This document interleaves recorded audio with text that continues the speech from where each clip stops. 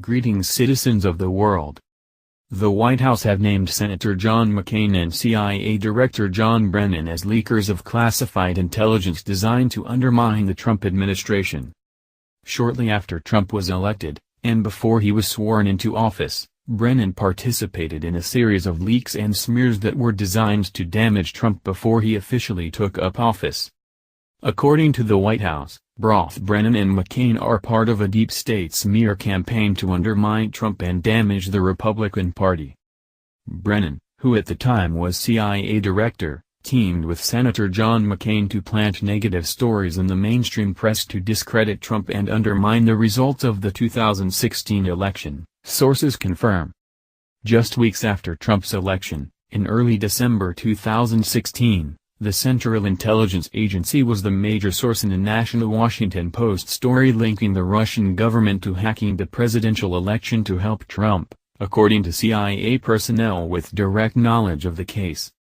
The Washington Post, in a much-hyped front-page splash, fingered the CIA for allegedly confirming the wild rumors of Russian hacking that were concocted and spread by Democratic lawmakers for months preceding the election and the weeks since the GOP win. The Washington Post's story, however, contained no CIA sources and in fact, no credible U.S. intelligence agency sources whatsoever. Instead, it hinged on what unnamed lawmakers had supposedly been told by unidentified, supposed CIA-linked sources in secret briefings, that the CIA had developed proof the Russian state waged an orchestrated campaign to destabilize the U.S. election to benefit GOP candidate Trump. It's an outright lie, a CIA analyst divulged to True Pundit in 2016. There's nothing definitive like that. Now, over a year later, more law enforcement sources point their collective finger directly at Brennan and McCain for leaking misinformation to the media and waging their own clandestine campaign to smear the White House. No one has ever called these two on it, a well-placed White House source said. But now we know what they did. It did not work, but it certainly could have.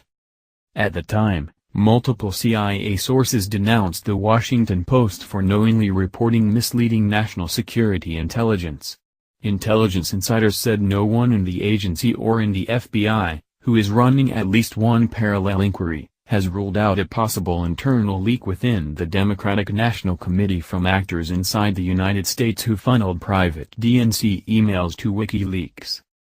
Enter John McCain, who White House insider believes delivered Brennan's misinformation to the feed of the Washington Post and later the New York Times.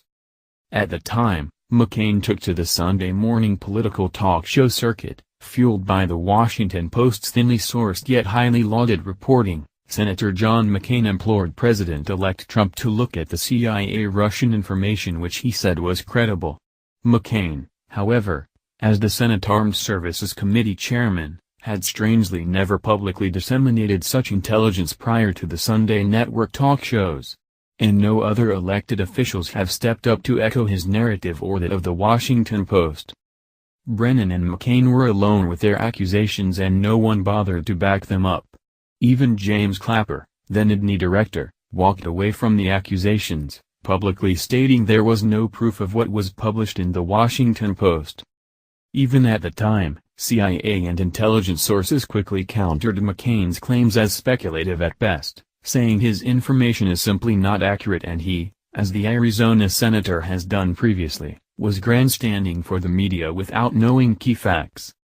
Multiple sources said Brennan and his inner circle in the agency could not be trusted to disseminate any true intelligence, especially in their final days on the job, without tainting raw data with political ideologies that parallel their White House boss.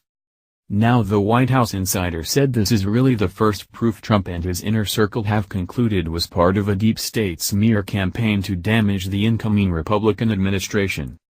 And there are many other examples of these two career politicians working against the current White House, the source said.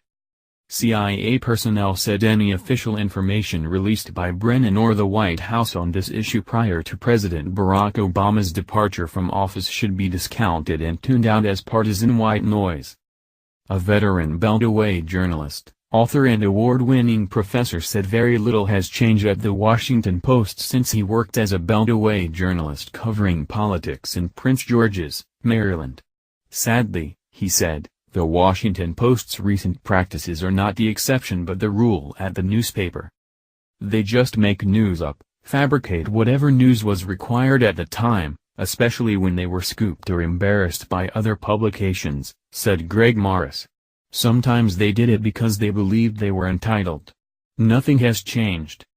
Morris worked for Time magazine, The New York Post, Gannett's Democrat and Chronicle newspaper in Rochester, New York and Washington Star, D.C. A graduate of Cornell University with a bachelor and master's degree, Morris is currently an award-winning journalism professor at Hunter College in New York City. Morris has chronicled the decline of the mainstream media, especially The Washington Post, for 30 years as a professor and journalist and is currently working on a new book about corruption in undergraduate higher education. Morris said The Washington Post's latest foray into make-believe journalism with the CIA Russian story had several glaring inconsistencies that are often hallmarks of fabricated, fake news. There are no sources with direct knowledge, it's just all hearsay, Morris said. Who cares what some partisan senators or lawmakers say they were told? The Post needs real sources on this. Without CIA sources, this story wouldn't even make it out of my classroom alive. What else did Brennan, McCain and their deep state media suitors cook up since the election?